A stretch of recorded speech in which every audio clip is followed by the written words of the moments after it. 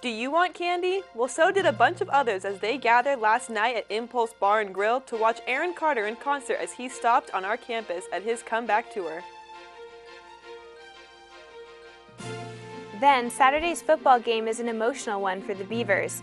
We go out to the practice to see why.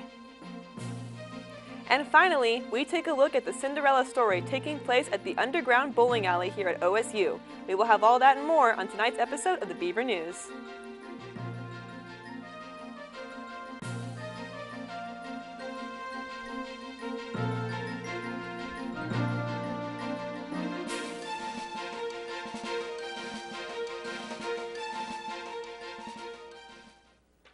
Good evening and welcome to your Wednesday night edition of the Beaver News. I'm Stephanie Paul. And I'm Holly Clauson. We're glad you could join us this evening.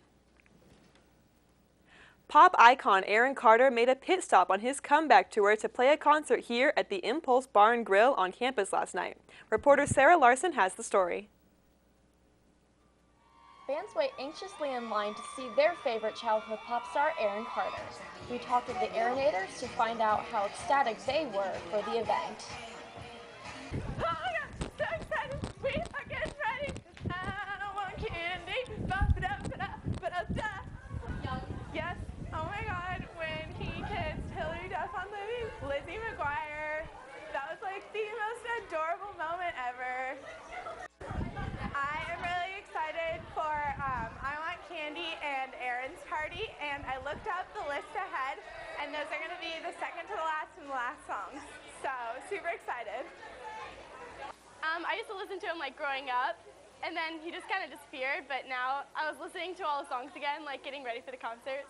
I Want Candy. I'm afraid it's going to be the encore, but it's always been my favorite. Sure. So Aaron Carter was a big part of when I was growing up, and like when I really started discovering my own music that like wasn't really part of my parents' taste. And so him like coming out and trying to have a comeback and doing his own concerts is really exciting. It's really just an awesome way to like relate back to my childhood.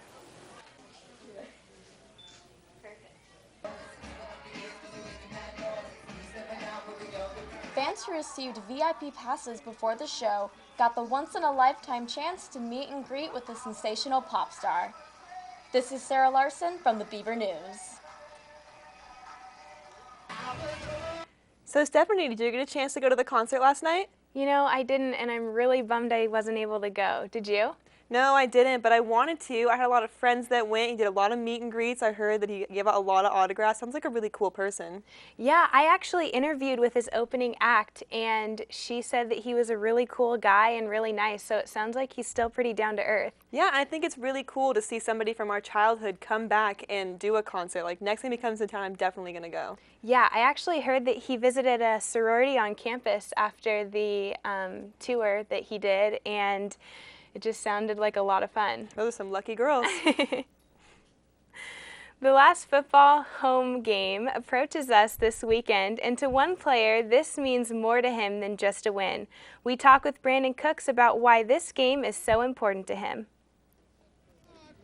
This weekend's football game marks senior night for the Beavers as they take on the University of Washington Huskies. We went out to practice on Wednesday and spoke with junior wide receiver Brandon Cooks to ask him his goals of Saturday's game.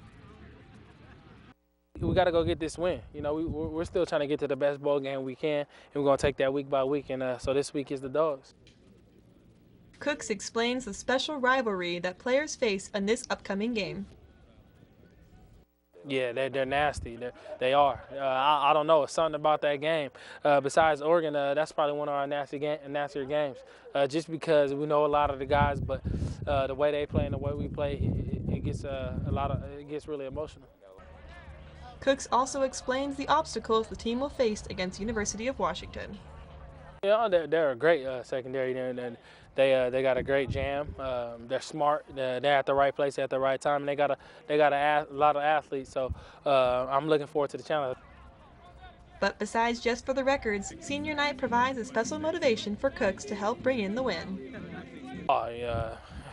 they've done a tremendous job since I've been here, and that's another thing that you add on to this game is the motivation to send your seniors out right on a good note. And you got a lot of guys that I'm really close with, especially like Rashad and Kevin Cummins. I definitely want those guys getting their last game at Risa to be a win. This is Holly Clauson with the Beaver News. High tuition and constant increases have left Oregon State students angry over the past couple of years. Luckily for us, this is set to come to a screeching halt next year. As of fall 2014, Oregon State will experience its first tuition freeze in over 13 years. According to Eric Knoll, a member of the board of directors at the Oregon Student Association, the freeze is a direct result of funding received under legislation put in place by Governor John Kitzhaber. Tuition will remain the same with the planned increase for the rest of the 2013-2014 school year. However, students can expect to pay the same rate with no increase for the 2014-2015 school year. Diane Sanders was quoted in the Daily Barometer saying, "We're hoping this is the beginning of a very positive trend towards affordability for students." Finals week is quickly approaching and students are finding their different ways to deal with the stress. Holly went out to the Wellness Center's Watercolor Wednesdays to see how some find their release through the paintbrush. Watercolor Wellness Wednesday took place today at the MU Craft Center. We asked students their thoughts on this crafty idea. I think it's a great opportunity to relieve stress and get paint, and I think it's so much fun. The next Wellness Wednesday will take place on December 4th from 11 a.m. to 1 p.m.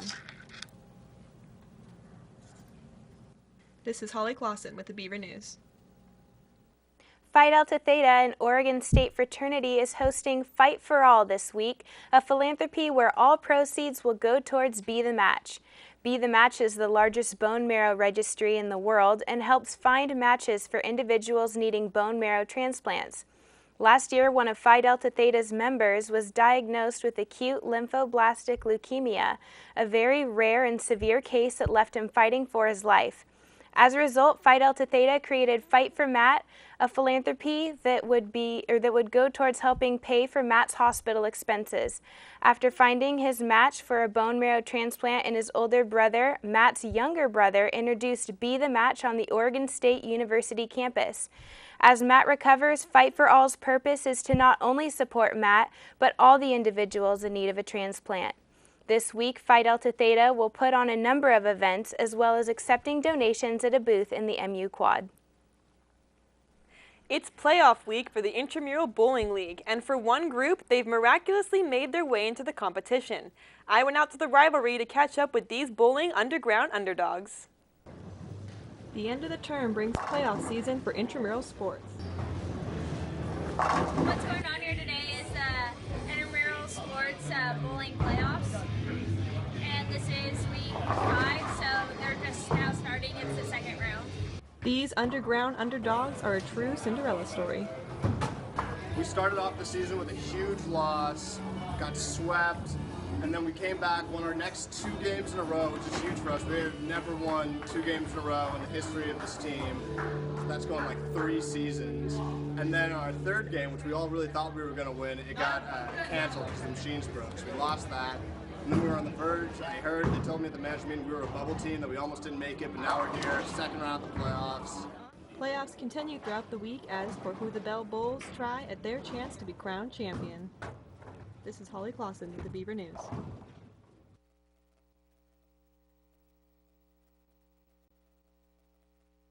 Clauson, we're glad you could join us this evening. For more of your Beaver News, be sure to like us on Facebook, follow us on Twitter and Instagram, and watch us on YouTube at Beaver News. Thanks and have a good night. We'll be